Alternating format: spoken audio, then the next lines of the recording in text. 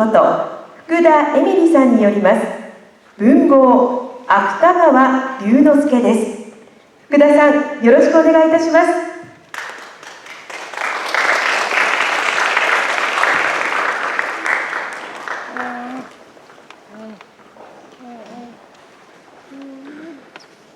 皆さん、こんにちは。鹿児島県霧島市から来ましたエミリーこと福田エミリーです。突然ですが、皆さんは本を読むの好きですか？大好きです。私はとても小さい頃から本を読むのが大好きで、実は授業中に読んでしまって先生に怒られたことが何度もあります。今日はそんな本好きの私が一押しの作家について紹介したいと思います。よろしくお願いします。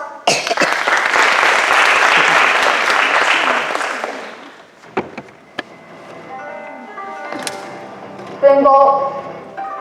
What do you imagine when you hear this word? Do you think of people who write difficult novels or poems? Or do you think it's old? Do you have a fineness? There may be some people who don't like reading books in the first place. If you don't like reading, I'd like you to know about芥川龍之介, who I'll introduce from now. The reason why I would like to introduce芥川龍之介is there are many short stories and it's easy to read his works. 芥川龍之介 was born 1892 in Tokyo and started writing when he was studying English literature at Tokyo University. His short story, Hana, the Nose, received a great praise from Sosuke.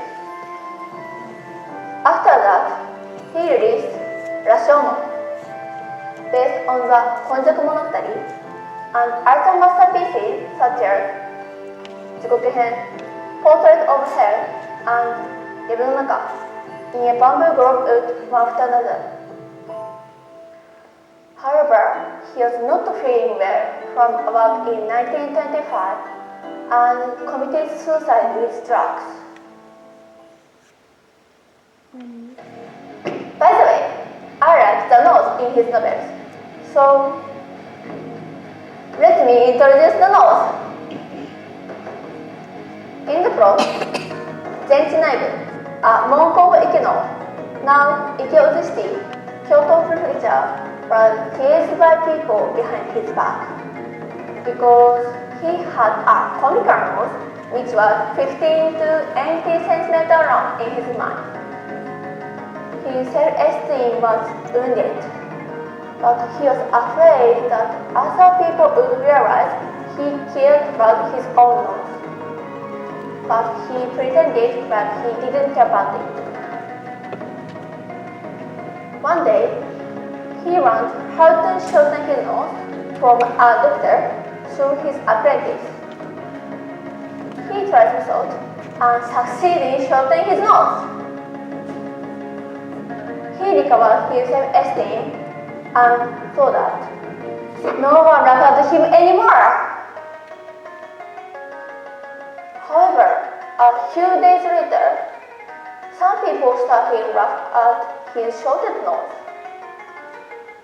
At first, he tried to think that it was because his face had changed.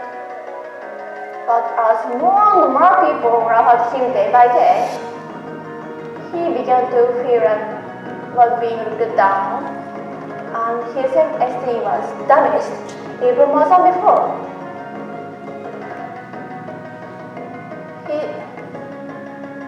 His self-esteem, he began to feel like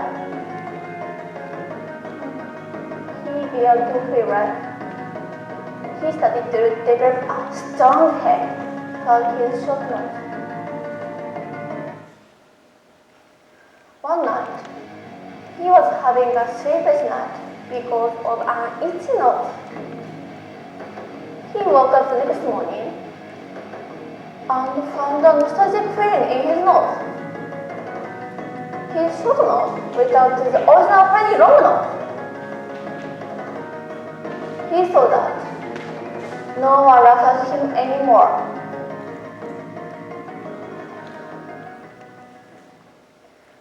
However, if we overcome that misfortune, others feel unsatisfied with it.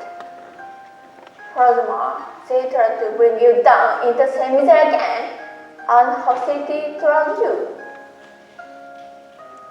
I think it represents one aspect of the dark side of humanity.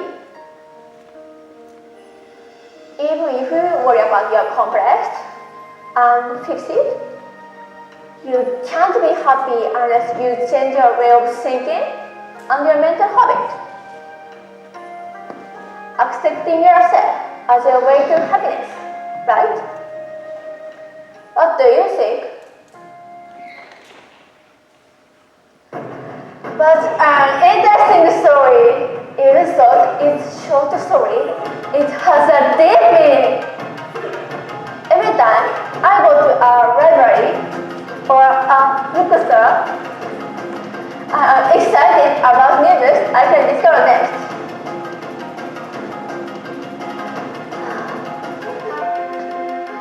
I hope you will be able to feel the same excitement even a little bit. Thank you for listening. ありがとうございました。ではアンドリュー先生、コメントをお願いします。Emily, thank you for a very interesting speech. I really like Japanese literature. I actually started to study it when I was in high school in America. I really like older authors like Natsume Soseki and Kawabata Yasunari and Mishima Yukio, and also more recent authors like Murakami Haruki. Unfortunately, I've never read any stories by芥川龍之介, but of course I know who he is. I have seen the movie Rashomon, I've never read it. But after hearing your speech, I'm very interested in reading his stories now. And I like that you said that they're easy to read. And it's interesting that the messages in these stories, like the nose, about wanting to take other people down because they seem happier than you, that's very relevant today, I think, in the age of social media when maybe other people look really happy and so we think there's something wrong with our lives. And maybe that's why stories like his continue to be popular, because they have important messages that are so good for us today. So thank you very much for sharing. では学院長お願いいたします。とても芥川を選んだっていうのはいいなと思って、僕は中学校2年3年の時にもう芥川の小説だったら全て読もうと思って全部読みましたね。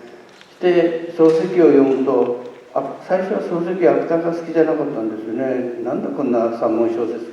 ところが花を読んだらこれすごいって言い始めて、それから芥川のことを好きになったみたいなんですけど、もうすごい普通で考えられない発想で芥川を持っていきますよね。そういうところに君が気づくっていうのはすごいなと思いますね。ただ今アンジュリー先生が言ったように、芥川が世界に知れてないのは多分それを上手に英語で紹介する人がいなかったのかもしれないですね。はい、漱石もイギリスに留学したけど、あんまり人英語の先生ですけど英語が好きじゃないんですよね。